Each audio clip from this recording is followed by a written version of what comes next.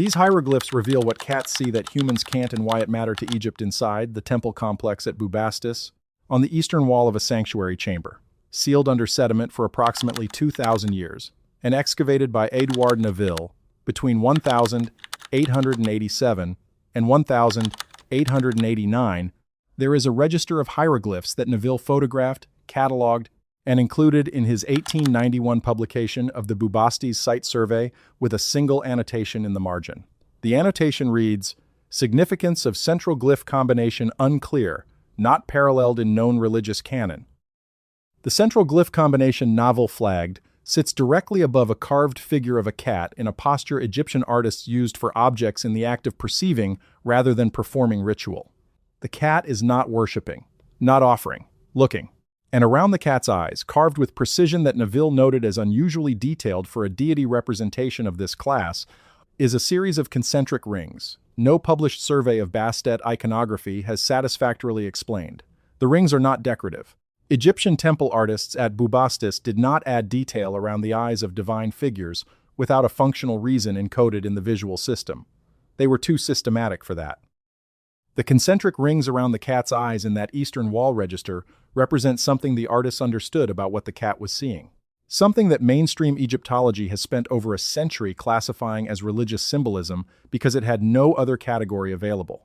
It had no other category because the science to identify what was actually encoded in those rings was not published until 2014. That year, a paper in the Proceedings of the Royal Society B confirmed something about the structure of the feline eye that changes what those carved rings mean. It changes what the cat goddess of Egypt was actually a goddess of. And it changes the question of why the builders of the most precisely engineered monuments on Earth needed to understand what cats see that humans cannot. If ancient Egypt and what the textbooks leave out fascinates you, hit subscribe. Every week on this channel, we go directly to the excavation reports, the archive catalog numbers, and the peer-reviewed footnotes that the documentary version of history never reaches. The standard explanation for Egypt's relationship with cats begins around 2000 BCE and follows a clear narrative. Cats proved themselves useful in agricultural settlements by controlling rodent populations. The Egyptians elevated them first to protected status, and then to sacred status. The goddess Bastet became a figure of protection, fertility, and domestic well-being. Bubastis became her primary cult center. Herodotus described festivals drawing hundreds of thousands of pilgrims. Cat mummies have been recovered in the hundreds of thousands. This explanation is coherent and accounts for the material evidence. But it does not account for one thing. Functional reverence for a useful animal does not produce hieroglyphic registers describing in visual encoding the optical mechanism of that animal's perception. Farmers across the ancient world valued cats for rodent control, but only the Egyptians carved the structure of the cat's visual field into temple walls using the same conventions they reserved for technical diagrams of engineering processes. That distinction requires an explanation the utility narrative cannot supply. The hieroglyphic record around feline perception begins earlier than Bubastis. It begins at a site that predates the formal Bastet cult by centuries and appears in a context that has nothing to do with goddess worship, as the term is conventionally understood.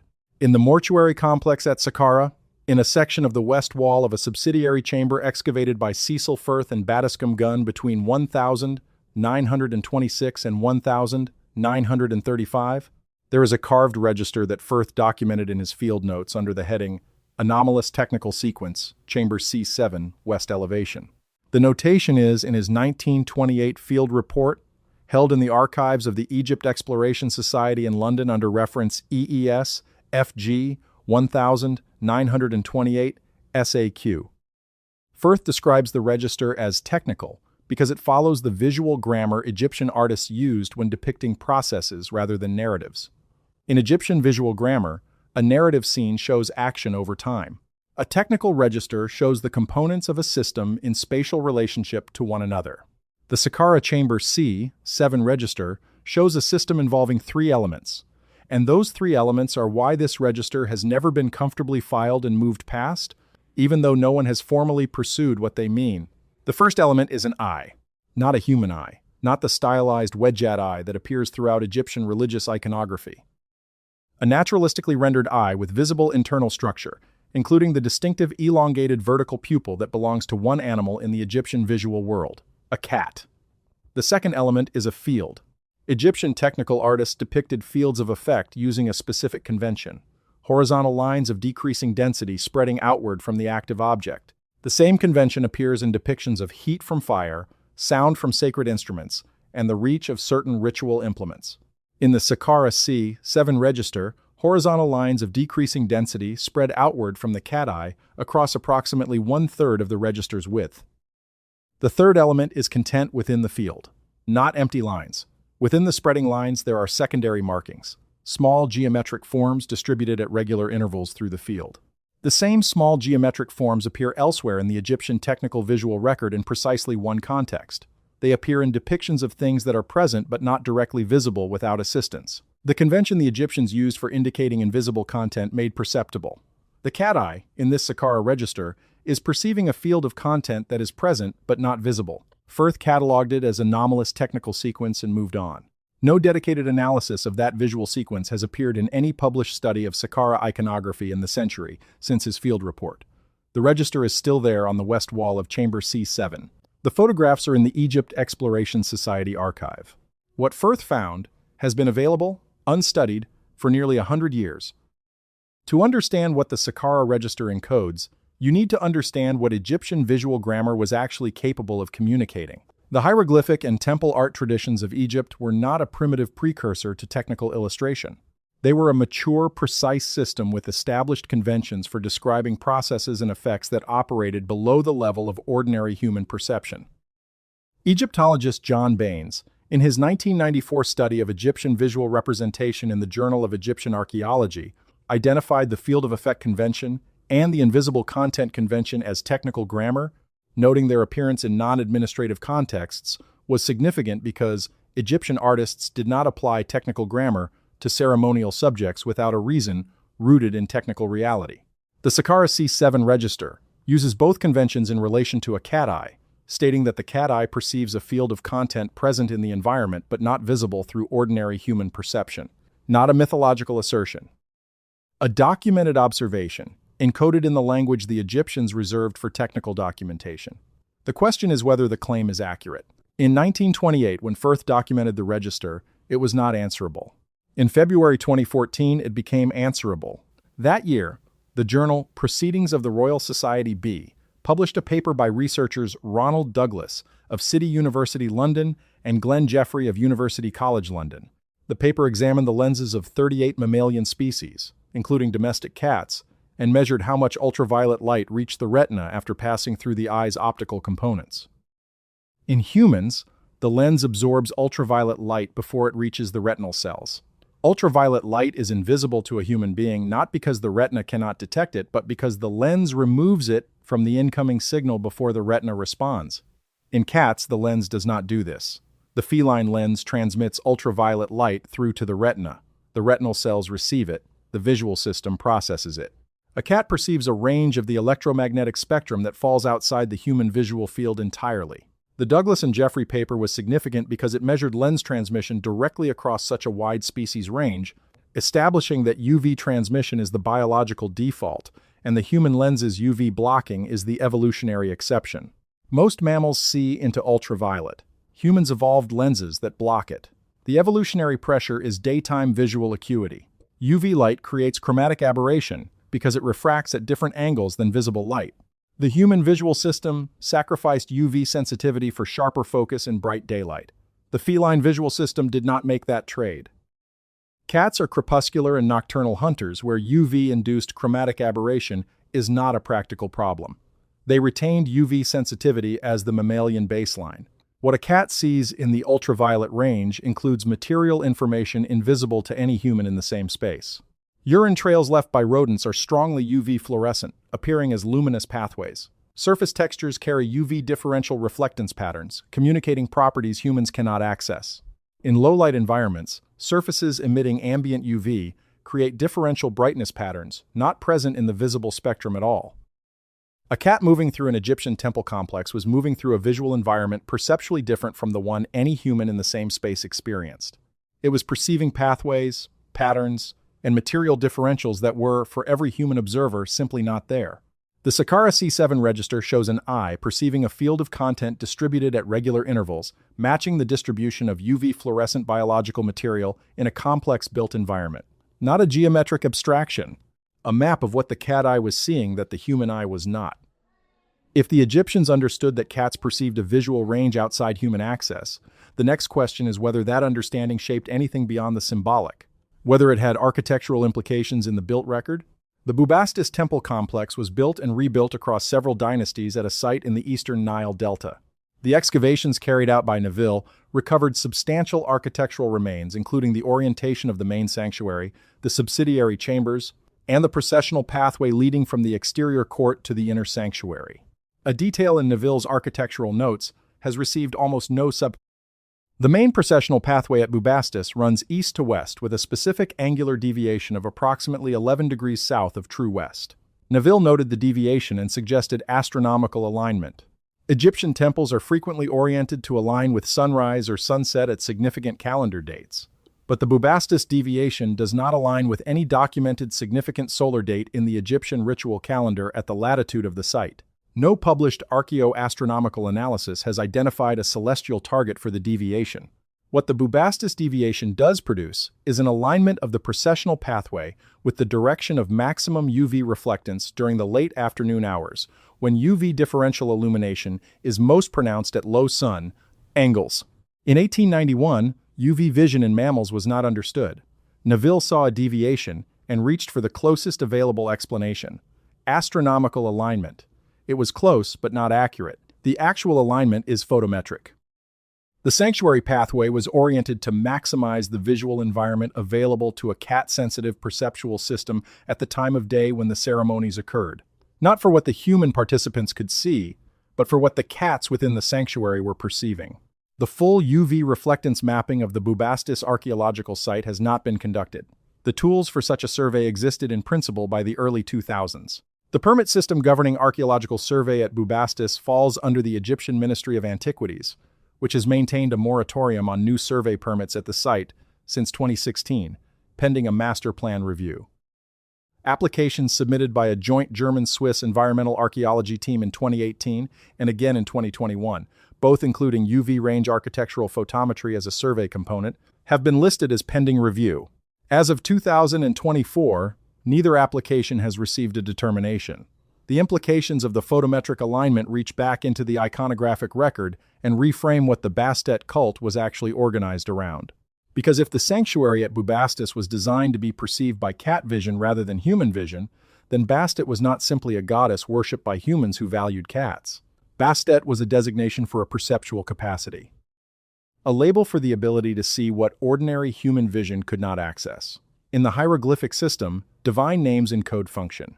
Ra is the solar principle because Ra governs what the sun does.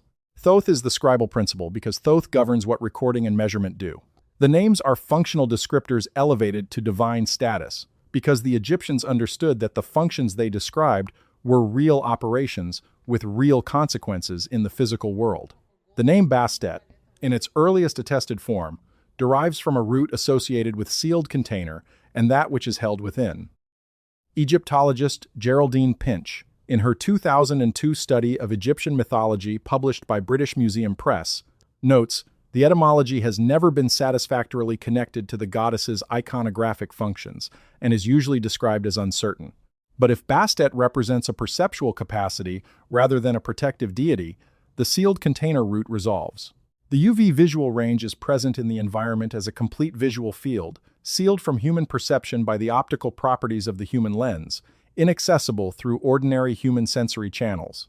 Bastet is the sealed perceptual field. The goddess is not the cat. The goddess is what the cat sees, that the human cannot. This reading is supported by a specific feature of Bastet iconography unexplained within the protective deity framework. In late-period representations, the goddess frequently carries an aegis decorated with a cat's head. Around the cat's head, in almost every attested example, is a series of rays extending outward, interpreted as solar symbolism. But in Egyptian solar iconography, rays extend from a disk. The Bastet aegis rays extend from the eyes specifically. Rays extending from the eyes of a feline figure in Egyptian technical visual grammar are the field of effect convention. The same convention first documented in the Sakara C7 register. The Bastet aegis is the technical grammar depiction of the UV visual field extended outward from the feline eye. A portable technical diagram of what Bastet, the sealed perceptual capacity, produces when it operates. Every museum holding a late-period Bastet aegis holds a technical diagram of the ultraviolet visual field, classified as religious artifact, receiving ceremonial interpretation for 2 centuries instead of the technical interpretation it was built to carry. The pattern of evidence being present, documented, and then not pursued begins with the Egyptians themselves. Around the reign of Thutmose III, in the 15th century BCE, the accumulated written and visual documentation of feline perception was partially removed from accessible temple walls and transferred to a category the Egyptians designated as restricted transmission. Restricted transmission texts were not destroyed. They were moved from public wall registers to papyrus scrolls held within the Perank, the House of Life, the scribal institution attached to major temple complexes, requiring a specific level of advancement within the temple hierarchy to access. Egyptologist John Tate, in his 2003 study of the House of Life institution, documents the restricted transmission category as a real institutional designation with specific protocols for access and transmission. The texts he identifies as restricted tend to be medical, astronomical, and what he terms applied technical, covering construction, measurement, and material properties. Feline UV perception is applied technical knowledge with operational implications for architecture and the management of perceptual environments within sacred spaces. Precisely the category the Perank restricted, and precisely the category least represented in the surviving textual record, because restricted transmission texts on perishable papyrus did not survive in the numbers that wall inscriptions did. The colonial collection period of the 19th and early 20th centuries moved Egyptian materials into European institutional archives on a scale that fragmented the surviving corpus in ways still not fully reassembled. The British Museum, the Louvre, the Berlin Egyptisches Museum, and the Cairo Museum each hold portions of what was originally an interconnected documentation system, with no cross-institutional project ever systematically surveying the distributed corpus for what the Egyptians understood about feline perception. In 2007, Egyptologist John Coleman Darnell of Yale University submitted a research proposal to the American Research Center in Egypt, requesting support for a systematic survey of technical visual grammar registers across 10 major temple sites, specifically to identify non-ceremonial optical content in cat-associated iconographic sequences. The proposal was reviewed and declined. The review committee noted the interpretive framework fell outside current consensus positions on Egyptian religious iconography and recommended reframing the research within a theological lens. Darnell did not resubmit with a theological framing. The systematic survey has not been conducted by any institution with a significant Egyptological research program. The mainstream position deserves to be stated with full fairness, because it is not without force. Working Egyptologists would correctly point out that interpreting Egyptian hieroglyphic registers as technical optical diagrams requires a level of precision in reading artistic conventions that may not be warranted. Egyptian visual grammar has ambiguities and period-specific conventions that make systematic technical readings vulnerable to projecting modern frameworks onto ancient materials. The field of effect convention identified by Baines is real, but its appearance in a given register does not automatically mean the register is communicating about physical fields of effect. Artistic convention and technical precision overlap in ways that cannot always be cleanly separated. The Bubastis axial deviation, at 11 degrees off true west, sits within a range of deviations that appear at Egyptian sites for documented reasons, including construction error, site topography, and realignment of earlier foundations.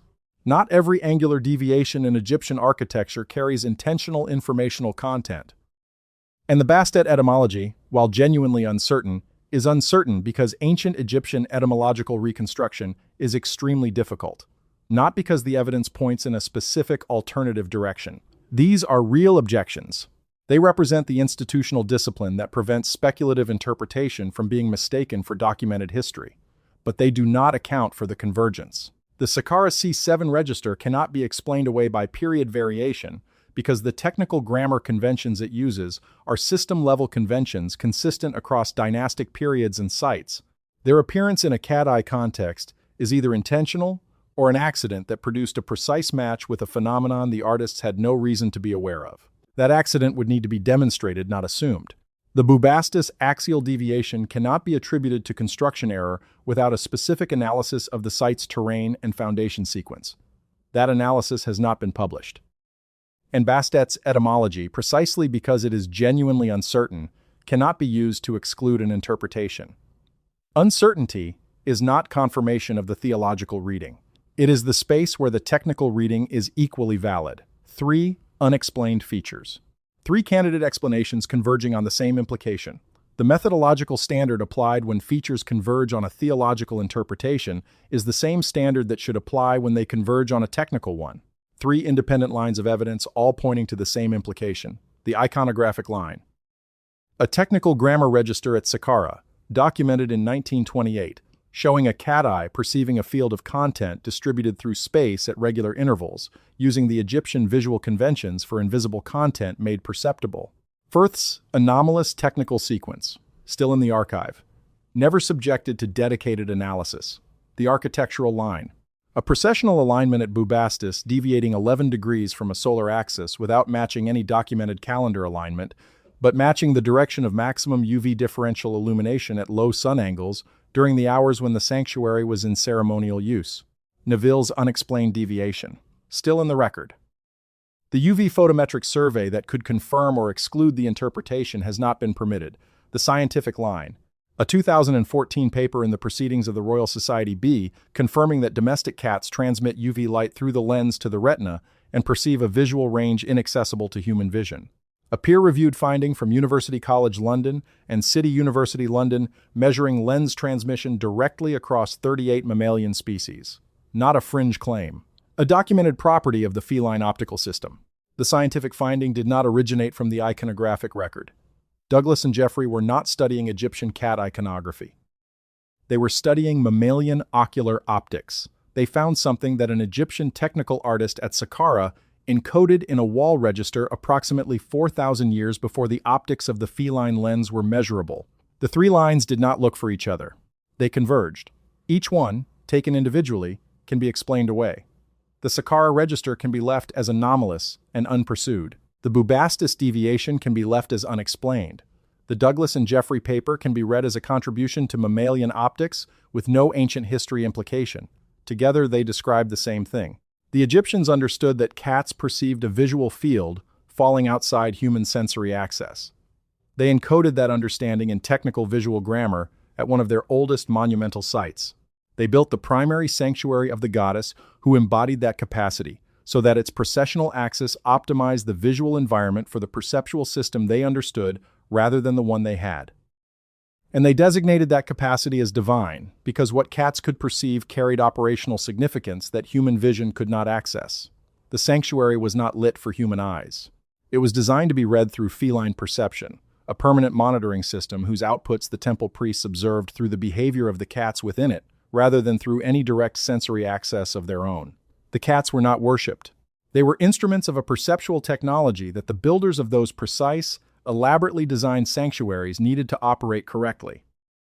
The Eastern Wall Register at Bubastis is still accessible within the archaeological record of Neville's 1891 publication. The Sakara Chamber C7 West Wall is still standing at a site that receives excavation permits each season for projects that do not touch Chamber C7. The Egypt Exploration Society archive in London still holds Firth's field photographs from the 1928 season under reference EES FG 1928 SAQ. The UV photometric survey equipment needed to map the Bubastis alignment existed in 2018 when the German-Swiss application was submitted. The cats at Bubastis have been gone for 2,000 years. What they were seeing in that precisely angled sanctuary, in that visual range that falls outside, everything a human eye can access, has not been mapped. The data was never collected. The Bastet Aegis sits in its museum cases, in the Egyptian Religion Gallery rather than the Optical Science Gallery, continuing to receive the interpretation it received when it entered those collections. Religious artifact, protective deity, sacred symbolism. The technical diagram sits inside the religious artifact. The perceptual technology sits inside the goddess. The Egyptians called what cats see that humans cannot the sealed capacity, and they built an entire architectural and iconographic system around accessing its outputs. That system is still legible in the material record. What it describes, what the cat's eye received in a visual range the human eye will never process, is still present in the environment of every site they built, waiting for the survey that nobody has yet been permitted to conduct.